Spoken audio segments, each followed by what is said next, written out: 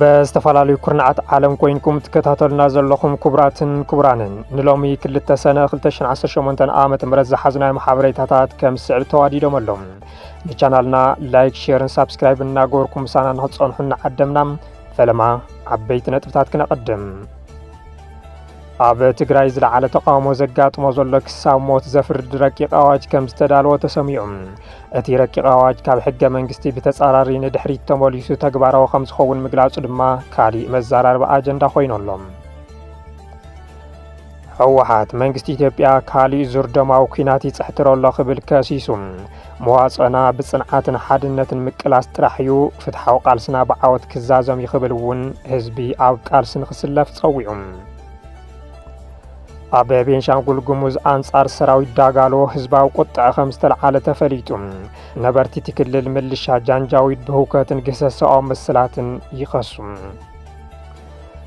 ኣብ ሱዳን ከተማ ካርቱም ቱርክ ስርሒ ዝኾነ ሚሳኤል ተሰባቢሩ ከም ዝተረኸበ ተሓቢሩ።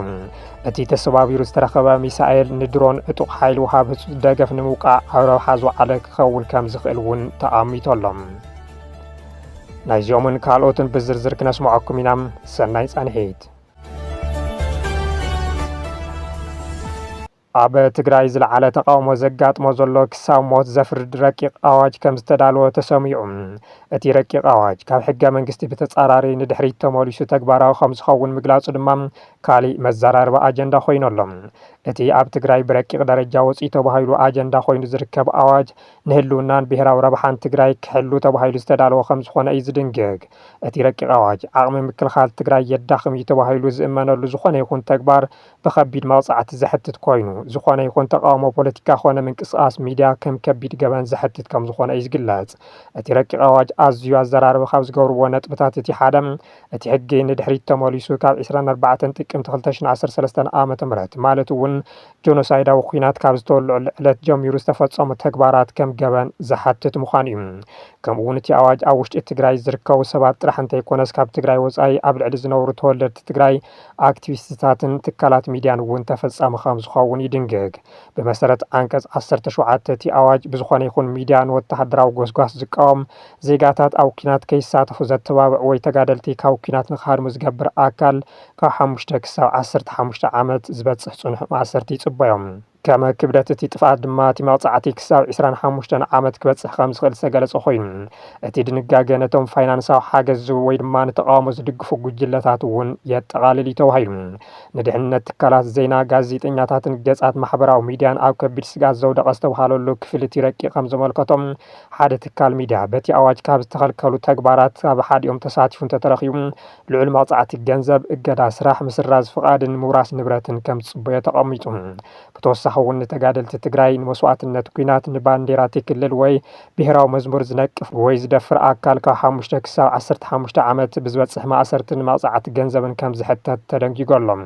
ብብሄራዊ ክሕደት ዝተጠርጠረ ኣካል ድማ ገበኑ እንተተረጋጊጹ ሞት ፍርዲ ክብየነሉ ከም ዝኽእል ተሓቢሩ። እቲ ብደረጃ ረቂቕ ወፂኡ ተባሂሉ ብማሕበራዊ ሚድያ ዝውዛዕ ዘሎ ኣዋጅ ድሕንነት እቲ ክልል ንምሕላው ወተሃደራዊ ድልውነት ንምርጋጽ መስዋዕትነት ሰማዕታት ንምኽባርን ኣገዳሲ ከም ዝኾነ ዝከራኸሩ ከም ዘለዉ ኩሉም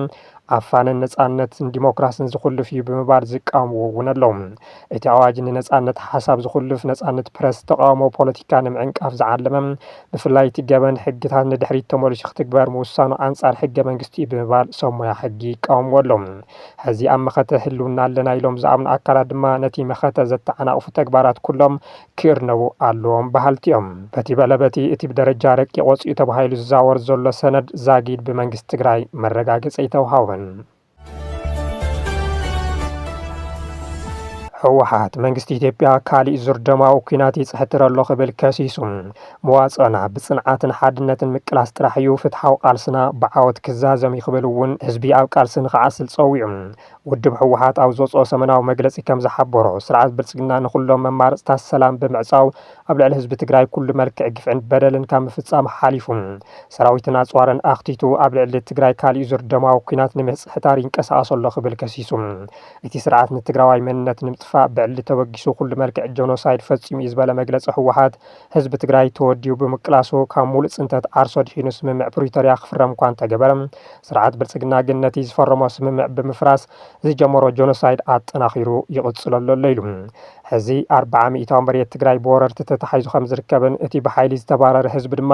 ኣብ ማእኸላት መዕቆቢ ብሕማምን ጥሜትን ይጸንት ከም ዘሎን ገሊጹ ስርዓት ብልጽግና ትግራይ ንምህዋህ ዝወደቦም ሸፋቱ ተጠቒሙ ብሸነኽ ዓፋርን ጸለምትን ብተደጋጋሚ ኩናት ይጽሕትሮ ኣሎ ዝበለ ህወሓት ብደብዳብ ድሮን ኣብ ልዕሊ ሰላማውያን ሰባትን ኣባላት ሰራዊት ትግራይን ጉድኣት ከም ዘብጽሐ ኣረጋጊጹ እቲ ፍጻመ ህዝቢ መንግስትን ውድብ ህወሓትን ኩሎም ኣፈላልያት ብሰላማዊ ዘተ ክፍትሑ ኣብ ዝጽውዑሉ ዘሎ እዋን ዝተፈጸመ ምዃኑ ብምሕባር ስርዓት ብልጽግና ነቲ ወተሃደራዊ ክባ ንምዕዋት ንውሑዳት ብሄራዊ ክሕደት ዝፈጸሙ ተጋሩ ዓሲቡ ይንቀሳቐስ ከም ዘሎ እዩ ገሊጹ ይኹን እምበር እቶም ክበታተኑ ሰፊሕ ወፍሪ ዝተኻየደሎም ዓቕምታት መኸተ ትግራይ ኣብዚ ሕዚ እዋን ዓርሶም ኣብ ማዕራርዮም ኣብ ጽቡቕ ቁመና ከም ዝርከቡን ብሰንኪ ስምምዕ ፕሪቶርያ ተወንዚፉ ዝጸንሐ መንግስቲ ትግራይ ናብ ስርሑ ምምላሱን ውድብ ህወሓት ድማ ዓርሱ ብምፍታሽ ጽሬት ኣካይዱ ተጠናኺሩ ምውፁን ሰራዊት ትግራይ እውን ሓላወትን ድሕነትን ህዝቢ ንምውሓስ ኣብ ዘኽእሎ ሙሉእ ቁመና ከም ዝርከብን ገሊጹ ህወሓት ኣብ ውሽጥን ወፃን ዝርከብ መላእ ህዝቢ ትግራይ ኣብ ጎኒቶም ዓቕምታት መኸተ ዓሲሉ ሓላዋትን ላዕላውነትን ንምውሓስ ንኽረባረብ ጻውዒት ዘቕረበ ህወሓት ጸላትና ብጽንዓት ተቓሊስካ ካብ ምዕዋት ወጻኢ ካሊእ ኣማራጺ ኣይሃቡናን ፍትሓዊ ቃልስና ብዓወት ክዛዘም ብምባል ብሓውሲ ፈኸራ መልእኽቱ ዛዚሙ ህወሓት እቲ ብስርዓት ብልጽግና ኣብ ከባቢ ሸራሮ ዝፈጸሞ መጥቃዕቲ ድሮን ኣብ ልዕሊ ሰላማውን ሰባት ኣባላት ሰራዊትን ናይ ህይወትን ንብረትን ጉድኣት ከም ዘብጽሐ እኳ እንተገለጸ ዝርዝር ዝበጽሐ ጉድኣት ግን ኣይዘርዘረን ኣብ ቤንሻንጉል ጉሙዝ አንጻር ሰራዊት ዳጋሎ ህዝባዊ ቁጥዕ ከም ዝተለዓለ ተፈሊጡ ነበርቲ እቲ ክልል ምልሻ ጃንጃዊድ ብህውከት ግሰት ሰብኣዊ መሰላት ይኸሱ ኣብ ክልል ቤንሻንጉል ዝርከቡ ፍልፍላት ከም ዝሕብርዎ ኣባላት ምልሻ ጃንጃዊድ ሱዳን ናብቲ ክልል ድሕሪ ምእታዎም ኣብቲ ከባቢ ሓያል ውጥረትን ዘይምርጋዕን ሰፊኖሎም ዕጡቕ ሓይሊ ወሃብ ህፁፅ ደገፍ ጀነራል መሐመድ ዳጋሎ ልክዕ ከምቲ ኣብ ሱዳን ዝፈጸሞም ኣነወርቲ ተግባራት ዝመሳሰል ስራሕ ኣብ ምፍጻም ተዋፊሮም ምህላዎም ዝሕብሩቶም ፍልፍላት እዚ ድማ ኣብ ልዕሊ ሰላማዊ ሰባት ዝፍጸም ዘሎ ተግባራት ዘመተን ግሰታትን ሓዊሱም ንደቂ ኣንስትዮ ንምዕማፅ ዝግበር ፈተናታትን ንማሕበረሰብ እቲ ከባቢ ዘቆጥዐ ትምክሕታዊ ተግባራትን ዘካተተ ከም ዝኾነ ተሓቢሩ ኣሎም ብመሰረት እቶም ፍልፍላት ህዝባዊ ቁጥዕ አንጻር ህላወቶም ሓይልታት እናዘያደ ይኸይድ ከም ዘሎን እቶም ዕጡቃት ኣብቲ ክልል ንክጸንሑ ዘለዎም ጽኑዕ ቁዋም ስዒቡ ዜጋታትን ናይቲ ከባቢ መራሕትን መንግስቲ ኢትዮጵያ ህላውነኦም ንምብቃዕ ህፁፅ ስጉምትን ክወስድ ሓቲቶም ተባሂሉ እቶም ፍልፍላት ወሲኾም ከም ዘረጋግጽዎ ናይቲ ከባቢ ኣካላት ንመንግስቲ ኢትዮጵያ ንቤት ምክሪ ሚኒስትራትን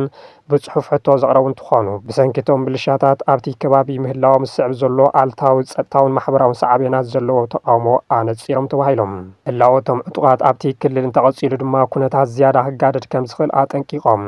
ዕጡቃት መሐመድ ዳጋሎን ዕሱባት ዝተፈላለያ ሃገራትን ኣብ ቤንሻንጉል ጉሙዝ ብሓገዝ ሕቡራት ዓረብ ኤሚሬትስ ይስልጡንን ይዕጥቑን ከም ዘለውን ካብኡ እናተበገሱ ድማ ንሰራዊት ሱዳን ከም ዘጥቅዑን መንግስቲ ሱዳን ክገልጽ ጸኒሑ እዩ መንግስቲ ኢትዮጵያ ነቲ ክስ እኳ እንተኸሓዶ ጭቡጣት ምስልታት ሳተላይት ከም ዘረጋገጹ ወግናም ኣብ ከባቢ ከተማ ኣሶሳ ብርኪ ዝበሉ ዕጡቃትን ሱዳን ከም ዝርከቡ ነቲ ህዝቢ ይብዝብዝዎ ከም ዘለውን እዩ ኣብ ዝሓለፈ ነበርቲ እቲ ከባቢ ንኣዲስ ስታንዳርድ ከም ዝገለጽዎም ዕጡቃት ምልሻ ጃንጃዊድ ኣብ ቤንሻንጉል ጉሙዝ ምግብን መስተን ተመጊቦም ከም ዘይኸፍሉን ኣብይ ኣሕመድ ክኸፍለኩም እዩ ኢሎም ኣባጭዮም ከም ዝኸዱን ኣረጋጊጹ እዩ ዝምድና ኤርትራን ግብፅን ናብ ዝለዓለ ጠርዚ ኣውፂሑ ዝተባሃለሉ ስምምዕ ተፈጺሙ ናብ ካይሮ ዘቕንዑ ፕረዚደንት ኢሳያስ ኣፈወርቂ ምስ መዘንኦም አልሲሲ ብርኪ ዝበሉ ስምምዓት ምፍጻሙን ተፈሊጡ ኣሎ ኤርትራ መስራቲት ናይቲ ኣባል ኪዳን ጸጥታን ምርጋዕን ቀይሕ ባሕሪ ተባሂሉ ዝጽዋዕ ቤት ምክሪ ቀይሕ ባሕሪ እንትትከውን ብስዑድ ዓረብ ዝምራሕ ልፍንቲ 8 ሃገራት ገማግም ቀይሕ ባሕሪ ዘጠቓለለ እዩ ዕላምኡ ድማ ኣብ ቀይሕ ባሕሪ ወሽመጥ ዓደንን ዘጋጥም ስጋታት ጸጥታ ኣብ ምፍታሕ ዘተኮረ ከም ዝኾነ እዩ ዝግለጽ ሕዚ እቲ ኺዳን ዕማሙ ኣስፊሑ ምሕላው ሉዓላውነትን ግዝኣታዊ ሙሉእነትን 8 ሃገራት ኣውፂሑ ከም ዘሎ ይሕበር መንግስቲ ኤርትራ ነቲ ኪዳን ክምስርቶ ከሎ ንዝህሉ ዘይባሕርኻ ናይ ምምምናይ ሕማም ፈውሲ ንምሃብ ዕላማ ዝገበረ እዩ ተባሂሉ ብኻሊእ ኣዘራርባ ንሉዓላውነት ኤርትራ ትኒዕ ክብል ዝሓስብ ሃፍትን ሓይልን እዘን 8 ሃገራት ኣብ ጎኒ ኤርትራ ንምስላፍ ዝዓለበ እዩ ናይዚ ሓደ ኣካል ከም ዝኾነ ዝዝረበሉ ዘሎ ድማ መንግስታት ግብፅን ኤርትራን ኣብ ወተሃደራዊ ቁጠባውን ፖለቲካውን ጸላታት ብሓባር ዘስርሖም ስትራቴጂካዊ ስምምዓት ዝኸተሙሉ መድረኽ ተጠቃሲ እዩ